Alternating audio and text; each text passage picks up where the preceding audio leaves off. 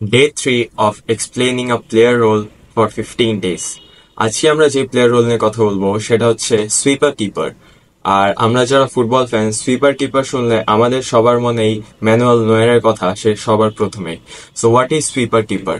Traditional কিপারের মতো goal পোস্টের নিচে থেকে জাস্ট বল গোলে আসা থেকে থামানোর জায়গায় সুইপার কিপার হচ্ছে এমন প্লেয়ার যখন নিজের টিম হাইলাইনে খেলে, ডিফেন্ডাররা বক্স থেকে অনেকটা দূরে থাকে, তখন হঠাৎ অপোজিশনের থ্রু বল আসলে সেই বলগুলোকে ক্লিয়ার করা, বা যখন 1v1 সিচুয়েশন ক্রিয়েট হয় তখন গোল পোস্টে হোল্ড না করে সামনে এগিয়ে আসা এবং রিস্ক নেওয়া, এটাই হচ্ছে একটা সুইপার কিপারের রোল।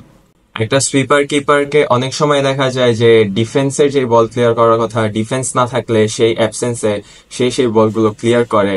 এছাড়াও যখন রিস্কি সিচুয়েশন হয়, যে একটা গোলকিপারে 1v1 সিচুয়েশন হলো, তার কি গোল পোস্টে থাকা উচিত নাকি অ্যাগ্রেসিভ হয়ে প্রেস করা উচিত সামনে প্লেয়ারটাকে, যাতে অ্যাঙ্গেল নেওয়া হয়, এই রিস্ক গুলো নেওয়াই হলো তার কাজ। That's why he is a sweeper keeper.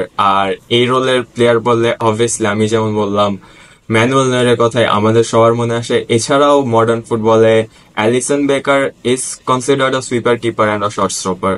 To follow the whole series, make sure to follow, and thank you for watching.